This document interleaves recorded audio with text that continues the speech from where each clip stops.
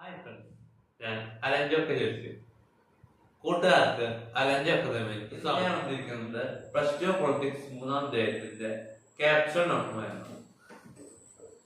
അധ്യായം 3, ആസൂത്രിത വികസനത്തിന്റെ രാഷ്ട്രീയം.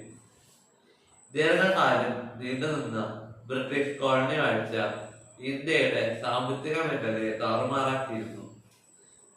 സമ്പദ് വ്യവസ്ഥയെ ശക്തിപ്പെടുത്തുക എന്നത് സ്വതന്ത്ര ഇന്ത്യ നേരിട്ട പ്രധാന വെല്ലുവിളികളിൽ ഒന്നായിരുന്നു.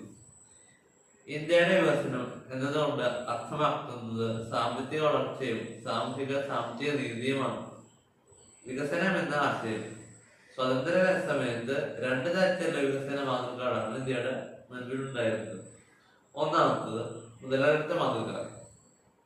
അമേരിക്കയും പാശ്ചാത്യ യൂറോപ്യൻ രാജ്യങ്ങളുമാണ് മുതലാളിത്ത മാതൃക സ്വീകരിച്ചിരുന്നത്.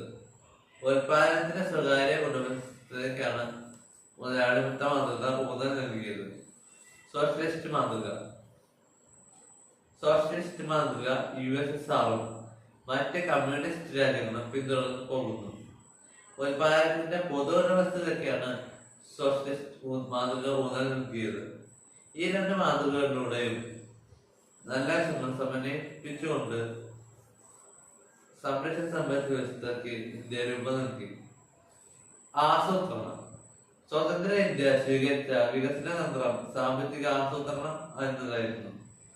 ഇന്ത്യയുടെ സാമ്പത്തിക വികസനത്തെ സ്വാധീനിച്ച ദേശീയവും അന്തർദേശീയമായ ഘടകങ്ങൾ. 1930-കളിൽ അന്തർദേശീയ രംഗത്ത് ഉണ്ടായ സാമ്പത്തിക തകർച്ചയുടെ അനുഭവങ്ങൾ. ആസൂത്രണത്തിലൂടെ സോവിയറ്റ് യൂണിയൻ കൈവരിച്ച സാമ്പത്തിക വളർച്ച. 3. 1944-ൽ ബോംബെയിലെ വൻ വ്യവസായികളിൽ ചേർന്ന് തയ്യാറാക്കിയ ബോംബെ പദ്ധതി. ഈ ഘടകങ്ങളുടെ സ്വാധീന ഫലമായി സർക്കാർ പഞ്ചവത്സര പദ്ധതികൾക്ക് രൂപം നൽകുവാൻ തീരുമാനിച്ചു.